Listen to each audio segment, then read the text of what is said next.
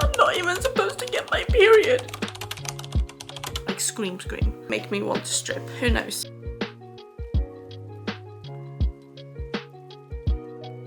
Oh god, I just actually popped a pimple. It's like a red light on my forehead. Hello my loves, my name is Lily. I'm an anxious girly who loves to read, and if you're new, why do I never get that right? I've said it so many times. Hello my loves, if you're new here, my name is Lily. I am an anxious girl who loves to read, and if you're not new here, then welcome back. I love to have you back. And we're gonna kick this video off with 2 packages. Based on that intro, I think you can guess what is in these, but this is going to be a reading vlog, and I've realized that I've started to do reading vlogs for all of my anticipated new releases, and this week we have 2 very anticipated new releases, but also kind of 3. I don't know if both of those new releases are in here, or if it's one very new release, whichever one it might be, and one not so new release. But all 3 books have come out this year, I think. 2 I know for sure, because 2 of them came out on the 1st of April. It is today the 2nd of April, so one of them was delivered really quickly, which thank you Amazon, because they don't always do that. But I don't think these were as anticipated as Onyx Storm. So I need to remember, because my address is on this side that's facing me, so I can't turn it up. Anyways, is this the first time I've done a haul here? I don't know. There we go. It's a hardback. I think both of these might be hardbacks though. Look at that cover. Look at this. How stunning is this? And it's from the author of Magnolia Parks. Look at how gorgeous. All of Jessa Hastings' OG covers of Magnolia Parks and Daisy Hates are absolutely gorgeous. The new traditionally published covers are not as pretty.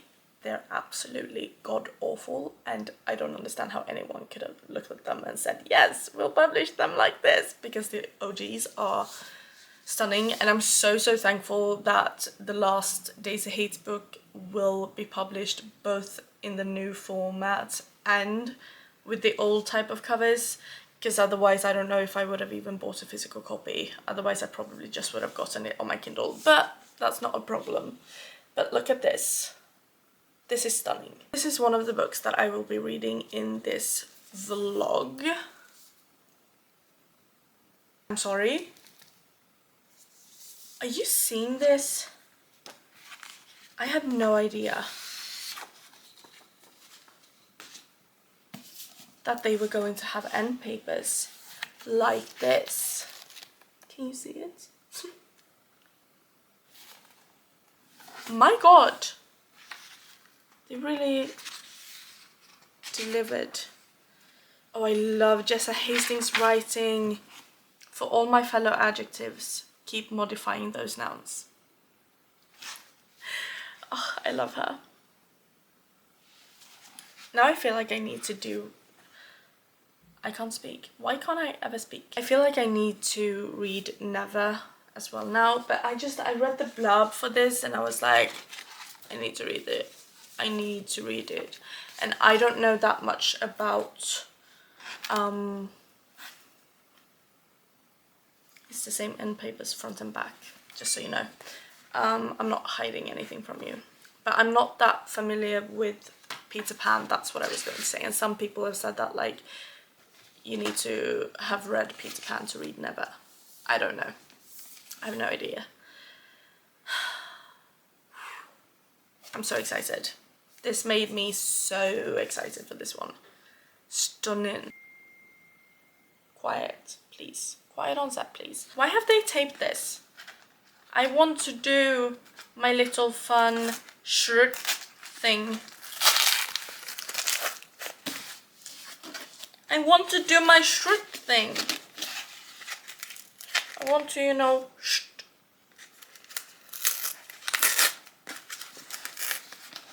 I don't like this.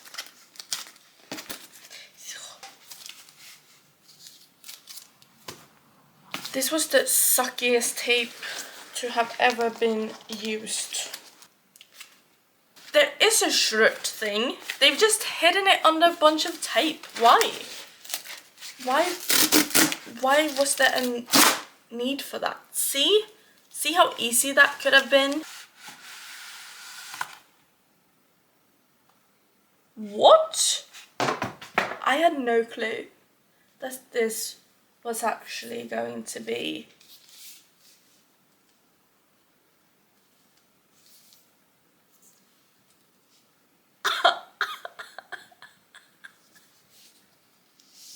This is the other book.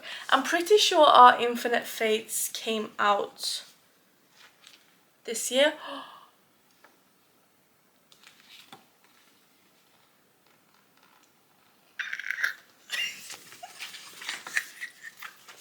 This. I rarely buy hardbacks. That might be why I'm so very excited over this, because I more often than not buy the paperback, because the hardbacks in Sweden are so freaking expensive. But look at this. Oh, she is gorgeous. Maybe that's all love is in the end, an endless tempting fate. I really wanted to read it as I bought it, but I don't know, now I want to read it even more. Look at these sprayed edges. Look at how gorgeous. It's kind of thin though. Not that, you know, size matters, but it's very thin. Oh, how am I gonna fit these on my shelves? Because there's my Magnolia Park shelf. Right there. And as you can see, I already have Technique 7 resting on top of the Binding 13's books because I can't fit them in there. And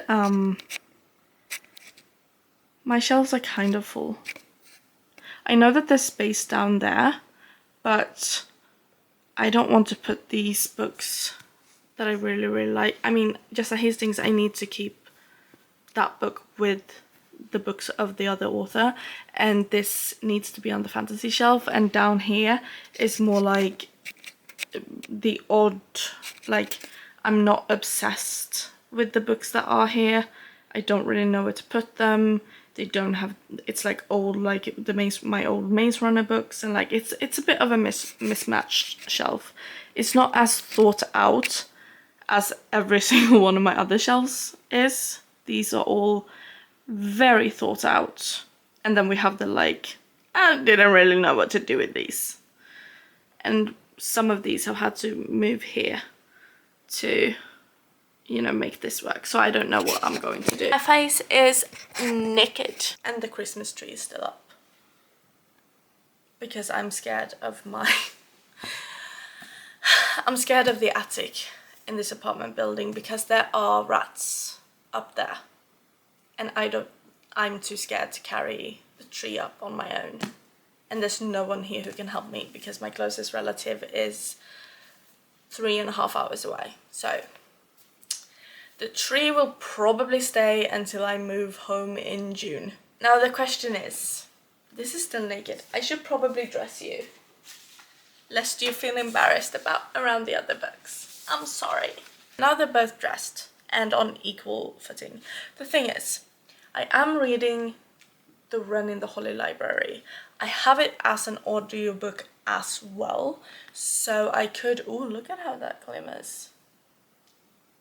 I'm like a fish. I see something shiny and I'm like, ooh, shiny, shiny. Like in I'm so tough, I'm so shiny. I don't know what I'm in the mood for, guys. This one is not on my April hopefuls list. This one is. I am gonna read both for this video though, and a third that hasn't arrived yet, but it is on its way. It has been debauched. No, not debauched.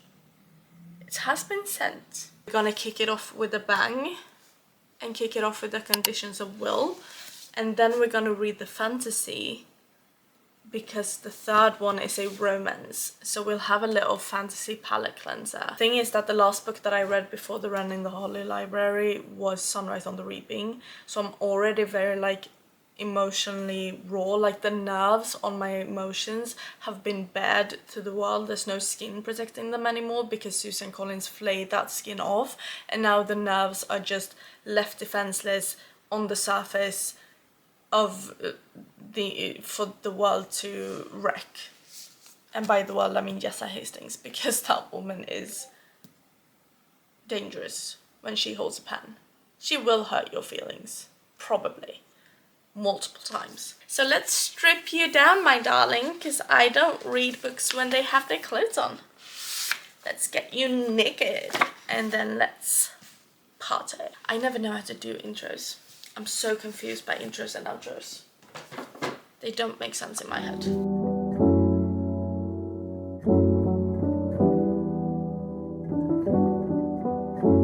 Update.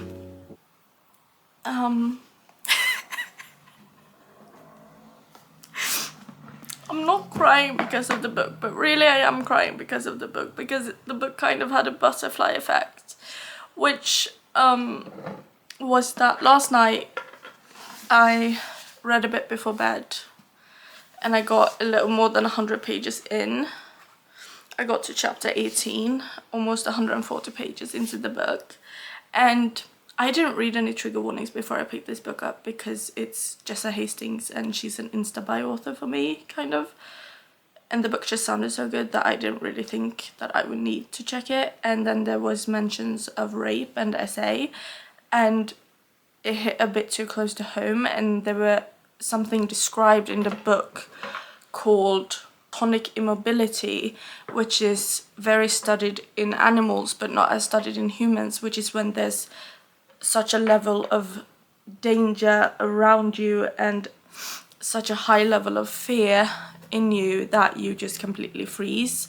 Like, imagine like a possum playing dead when danger is around, and that can happen to people, to humans, when there's a lot of fear. And it just, I never heard anyone explain it like that, and I have for years like invalidated my own experience just because it wasn't that stereotypical being dragged into an alley kicking and screaming kind of thing, that I don't know, it just hit very close to home. And then I had a really poor night of sleeping because of that, but it was kind of in a good way, partly because I felt kind of relieved that my feelings and my experience was validated in a way, and I didn't like have to feel like a fraud. I don't really know how to explain it, I don't have words, but there was just a lot of emotions. And then I went to school this morning because I had school. We started a new course, which was fine, it went fine. And then I hung out with a friend for a bit, and then I was like, I should probably wait with going grocery shopping until tomorrow because I don't really need to do it until tomorrow. But then another part of me was like, oh, but you have makeup on now and you're looking a bit more put together today than you do tomorrow, and you've already been out in the world today, and you might just want to stay at home and focus on studying and just not having to go anywhere tomorrow. So I was like, yeah, I'll just take my bike and pop down into town really quickly and just get what I need and then pop right back.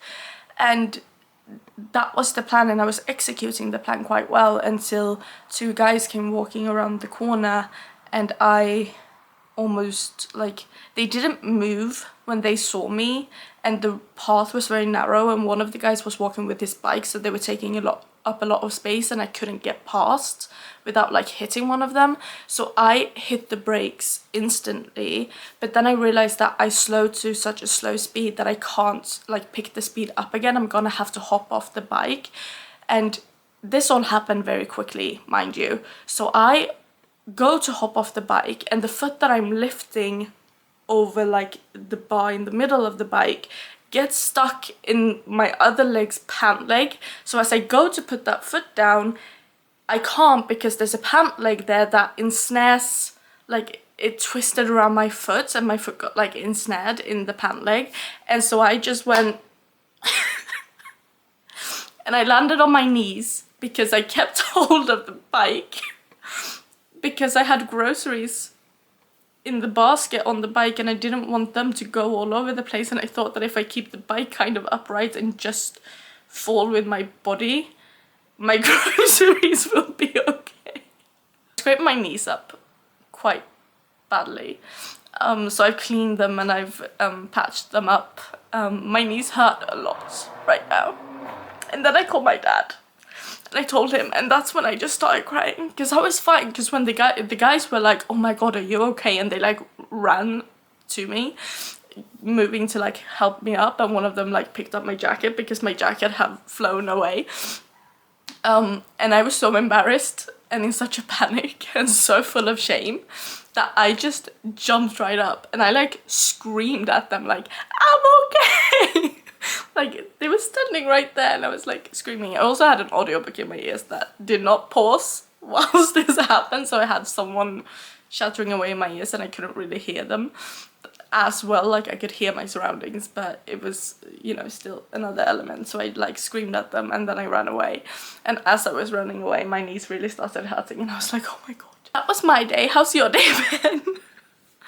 And then I spilled water all over my living room table as I was moving to set up my camera.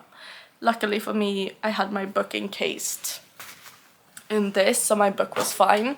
If I had gotten water all over my notebook, I probably would have sat down in a dark corner and rocked back and forth for a couple of hours.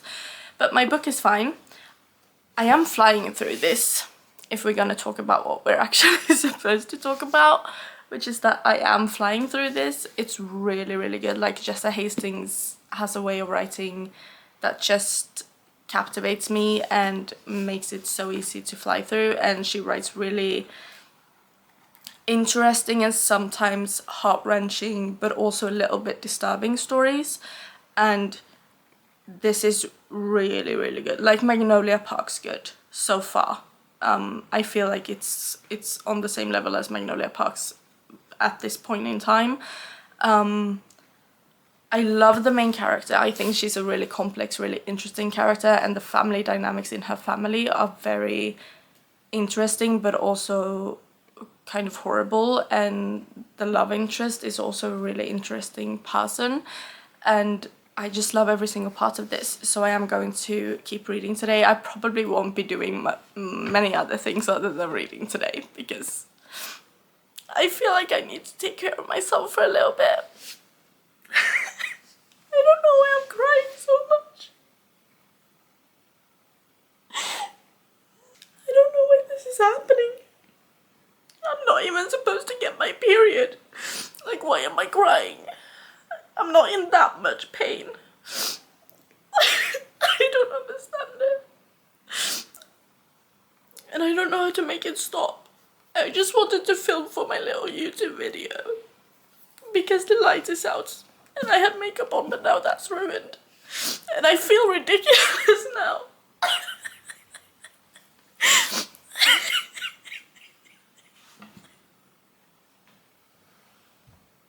Am I okay?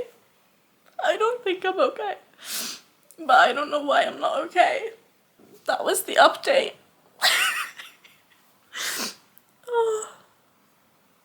I am okay though, seriously. I don't really have much more to say other than that. I'm having a really good time reading that book. I know it may not look it, but I am having a really good time. The way that Jessa Hastings writes is really like captivating to me. It really vibes with me, and as I said, like the family dynamics with, you know, the reason that she's back at home when she hasn't been back at home since she was like 15, 16, something like that, is that the dad's dead, and so they're all like coming back for the funeral and shit goes down, and she has like studied people's behavior and like psychology but in their body language, so some of her family members call it like her magic trick and really hate it, but it's not a magic trick. She's lived in an environment that's had to make her hyper aware of people's facial expressions, especially the like, it's called something like their minor facial expressions, micro expressions, like every little twitch and pull she's had to like analyze and be aware of, and so she went into study that very thing, and so now she's really good at it, and it's like a human lie detector, even though it's just that she catches like the way that if someone's lying, like they're looking down, or that they twist their mouth in a certain way, or that they're shaking their head, but then at the end of the sentence they nod once, which like they're lying, and then they unconsciously confirm that they are lying with the nod, and like things like that. And the way that Jessa Hastings knows, like she's done her research and learned all of those things before she has written this character, because it's all very, I would say, like psychologically and body language, when it comes to body language, like correct. She's not making anything up. This is an actual thing that you can study and work with and be really good at, and our main character is one of those people, and she's really interesting. I'm gonna go make myself a little snack and cozy down in the couch and read. I'll talk to you guys later.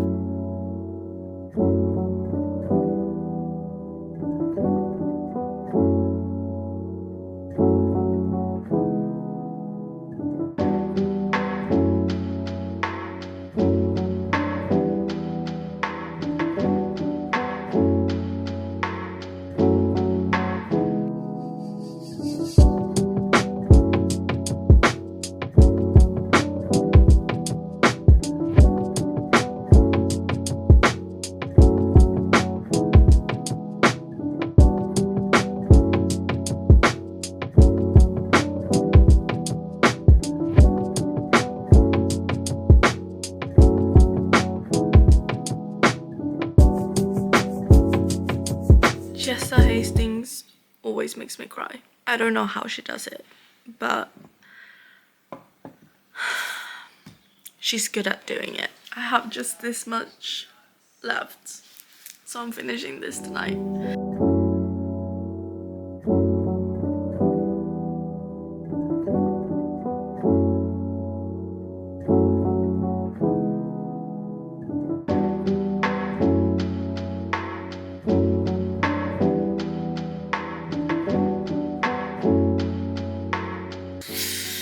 The other shoe is about to drop. Like, I can feel it. It's gonna drop. It's like the laces that it's hanging from is starting to unwind, and it's slipping and slipping, and I'm just waiting for the thud.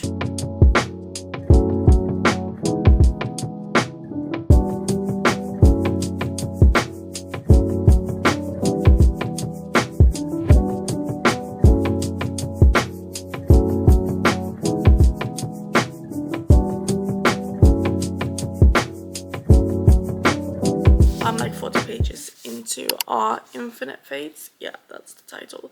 And it's really good. I feel like it's easily consumable. The writing's done in a way that like it still keeps the mystery of like, why is this happening to them? Why are their souls bound? Why do they have to hunt each other? Yada yada yada. So that's really interesting. I find the like concept of the plot and the love story very interesting. I loved The Invisible Life of Addie LaRue, and as it said in like on the dust jacket that it's like for fans of Addie LaRue or whatever it said, I get that. I totally get that. They're like jumping between different like millennia, different times when they've lived and such things, and I'm a fan so far. I really like it so far. I also finished The Conditions of Will. I've already put it back on the shelf, so I don't have it in my hands, but as you saw, I finished it last night, about 24 hours ago, and I was crying as I did. That book really had me crying at multiple points because, you know, it's Jessa Hastings, of course I'm gonna be crying, but it was really good. It was really good. It wasn't Magnolia and Daisy Hates Parks Magnolia Parks and Daisy Hate's good, but I ended up giving it a 4.5 stars. It was actually like, it was close to being on Daisy Hate's level. It was Magnolia Park's level because Daisy Hate's my favorite for me, so it wasn't Daisy Hate's level, but it was Magnolia Park's level. The only reason it wasn't a 5-star was I have a little bit of an issue with the kind of insta-love. Not that it was insta-love, because the depth to their relationship happened very quickly, like, but in a very natural way, so that didn't really bother me that much because I was just so invested in them and in the family dynamics and just everything that was going on around, and the plot twist, I absolutely did not see that coming. But I felt like the ending was a bit anticlimactic. I think that's the whole point of why I like docked half a star, because we'd had this big thing happen and this big drama, and the main character had gone through all of these things, and then the ending was really realistic, I feel like, but it was at the same time I would have wanted like another chapter or two before the epilogue. I just felt like I wanted just a little bit more for me to end on that like 5-star note. I haven't washed my hair. I'm going to do an everything shower tomorrow morning, so that's why I was like, I'm not gonna bother washing my hair today because I'm doing an everything shower tomorrow. And then for some reason my hormones are out of whack and I have pimples all over my face and they're shining like red lights, but you know, this is real life. Show Jumping World Cup is also on the telly, so I'm watching that. And there's only one Swede competing, only one Swede qualified, and it's the Swede who won last year and the year before that, so you know, it's still looking good. So excited. This is one of my most anticipated reads of this year. Abby Jimenez. I said that about Sunrise on the Reaping, which is true. That was probably my like most anticipated read. And like Onyx Storm was so anticipated by everyone else. I was excited for it, but I don't think I was. I think I was kind of swept up in the hype a little bit. But like genuinely, last year, Abby Jimenez, I read her books for the first time, and I read both of her trilogy interconnected series that exist in the same world, and I do think this plays out in that same world. And I personally discovered, not that I discovered them for like the rest of the world, but privately for myself in my reading experience, last year was the first time that I read anything by both Abby Jimenez and Ashley Poston, and they both very, very quickly became my favorite authors for like feel-good romance. I don't know if you can call this feel-good, maybe it's just romance, but it makes me feel good, so that's why I'm calling it feel-good. I don't know how to explain it, but there's just something about the way they write that makes me feel seen and captivated and not so lonely, and that's all I ever want from a good romance, and I'll always be served that by Abby Jimenez, so I am so excited.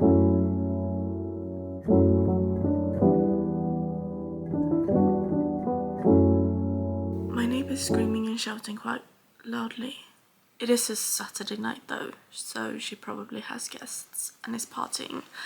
And I had my own little party. I finished.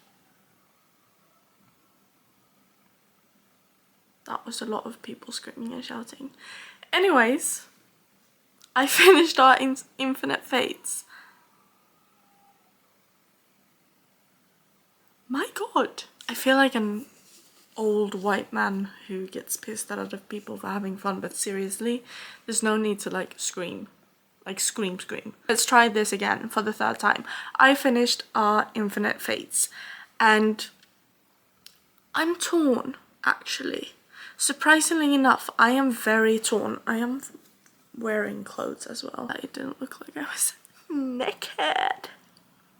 Having my own little party, naked in my apartment, like Rachel dancing naked in front of a window. I enjoyed a lot of this. I didn't really love the flashbacks because I felt like they didn't give enough for there to be that many if that makes sense. I mean, I felt like it could have been, if it had just been moved, like if we had gotten some of those in the beginning but then less of them towards the end, so that the like England in 2020 something or 2022 or something like that, I believe, would have stood a bit more like undisturbed. I feel like that would have made my reading experience less, it would have made the reading experience smoother, I feel like. I love that they, when they came back in different lives, came back in, you know, sometimes as both of them were men, sometimes both of them were women, sometimes one was a man, one was a woman.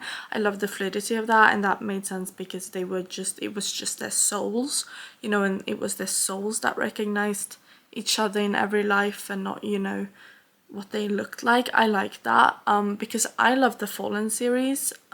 It was like popular a long time ago now, but and in that he's an angel, she's a human, but it's a bit more complex than that.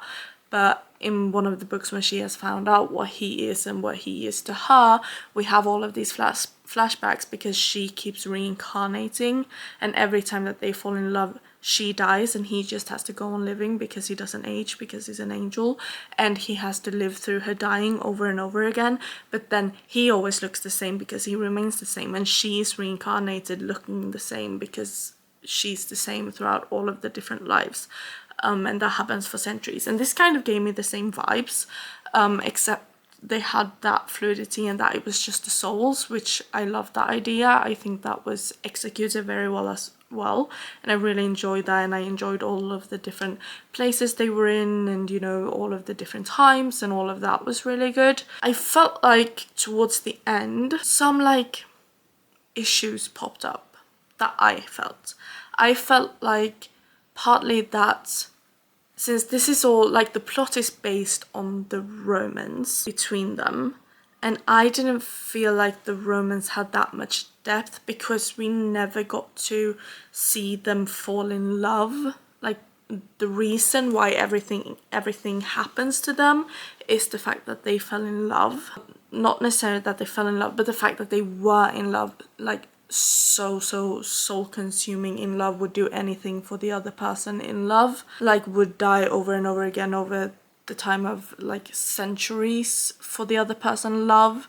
But we never got to see how that love started, we never got to see that love build, because every time that they met in every lifetime, they already knew that they were in love with each other and drawn to each other, and in some lifetimes they met each other before their memories came back to them of everything, all their past lives and all of that, so they were just drawn to each other because they had that soul bond, and then they fell in love in those lifetimes. But we never got to read a lifetime like that from that early point of view, because when we got, for us, the flashbacks, it was already at a point in time where they had met and fallen in love, or sometimes a point in time where they had met but one of them didn't know who the other was yet or something like that. But then we never got to be in that timeline or that life for long enough to see them actually fall in love. I did have a good time. I do think it is a good romantasy, or just a good romance and a good fantasy straight up. So it's gonna have to be 3 stars. Yeah, a solid 3-star. I had a good time. I read it in like 2 days, so, and it wasn't that thick. So I felt like that was one of the things too, because it's just over 300 pages. It's like 340 pages, and I feel like if we cut down on some of the flashbacks and gave the present time story a bit more time, we would have been given just a bit more that I felt was needed for that lifetime story to really hit home. And that brings us to the last book of this reading vlog. I can't wait. I haven't actually read the blurb. I just saw that Abby Jimenez was publishing a new book and it had a Taylor Swift inspired title, and I said, sold. Take my money. I'm buying it. So let's read the blurb, shall we? Or do I want to go into it blind? I have now decided I will not be reading the blurb. That will be all I will know going into this, and I do still have my shirt on. It's just that the straps are a bit too long, so they keep falling down, but I have not stripped off camera. I'm still very much clothed.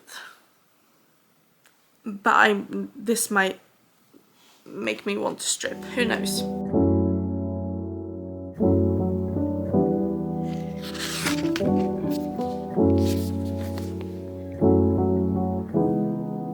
If the main character is described as curvy, why is she on the cover a size XS or a size S at the most? I'm so fucking sick of fan art skinny washing characters, because there's plenty of actually skinny characters. The majority of all female characters in books are skinny. The majority of all female characters in books conform to our society's disgusting beauty standards. And I'm not saying they're disgusting because the people who are skinny are disgusting. I'm saying the way that we perpetuate this ideal of women to have to look a certain way to be acceptable and beautiful according to society is disgusting, because it all stems from the patriarchy. It all stems from the pedophilia that is rampant and still going strong within the patriarchy, and it stems from the fact that women so focused on the way they look and starving themselves are easier to control than women who are comfortable and happy with themselves and can then put all that energy onto something else, like, let's say, to put down the patriarchy. But I am so sick. I love Abby Jimenez, but if this main character is described as curvy, and not like the also perpetuated beauty ideal that, you know, she's somehow a size 0 but she has a big butt and big breast and it's all very natural, that kind of thing, because that's not what curvy is. If you look like that, you probably have done something to yourself, because you don't naturally, the majority of people don't naturally manage to have big boobs and a big butt and then have 0 fat anywhere else. That's just not really how the anatomy works naturally. So why couldn't she be curvy on the cover? Why can't actually curvaceous characters be curvaceous in the fan art? Being curvy, being mid-sized, even being plus-sized, it's not dangerous. It's not something that's gonna put people off. I mean, it might be, but do you really want those people reading your books? I don't know. It frustrates me so much, because so rarely do I see my actual body represented in books, even less in mainstream media and movies and TV series, but very little in books as well. And then a character is described as curvy and she's not shown as curvy anywhere else, and that frustrates me to no end. I just want to point out that with the mention of reason from ACOTAR, everyone seems to have missed the best line that's above it. I never get why white men are grumpy. Like, we're living in a patriarchy. You're the most privileged class on the face of the earth. You're not walking to your car with your keys through your fingers like Wolverine if you've got bodily anatomy. Why the bad mood? Bodily autonomy, sorry. There's a question for the ages. Why the fuck the bad mood? You've got everything that the rest of the half of the world's I can't speak. The rest half of the world's population are simply asking for. Basic human rights. I think I would be an inherently more happy and joyful person if I wasn't scared for most of the time. Right before I started filming this, I saw a TikTok video where a man was like, what is your purpose as a woman to give to this world if it isn't to take care of a family and start a family on your own aka take care of a literal man-child and give him more children because he has some weird sense that he needs to further on his DNA even though he actually doesn't want it to take responsibility over that DNA. I think my purpose is to share my love of books and talk about books and bring more love to the book community, which sure as fuck brings more joy to the world than your bitter ass does. I got about 100 something pages into this, almost exactly 105, so just over 100 pages. And like with all of Abby Jimenez's books, I am eating this up. I love the way this couple met. I love him, I love her, I love them together. No, it's not that I feel like there's a difference between insta love and insta attraction that then, and maybe more like not even, but yeah, attraction both physically but also like energy wise, because they like instantly connected on like an energy kind of way. I don't know if that makes sense, but like attraction isn't just like I like how you look physically. Attraction is also like there's something in you that draws me to you, and I feel like they have that. It wasn't like love at first sight, insta love, no, absolutely not, but they spend this amazing afternoon which then turns into night together because they don't want to leave each other. And I'm not talking about night because they hooked up, I'm talking about night just spending the night with someone, just wanting to sit with them and talk to them and spend time with them. They didn't do anything. So like I feel like I've experienced this, and I feel like that was portrayed really well, that like you like spending time with each other so much that you don't want the night to end. You want the night to turn into morning and then into day and then into afternoon and then just do it all over again. So I feel like that was done really well, and it built up for the little plot twist kind of that came, which she also wrote really skillfully, because if you thought about it you could have figured it out, but since you were so caught up with like they're so cute that you didn't think about it, and then when you heard it you were like, wait a minute, that's what she meant, kind of thing.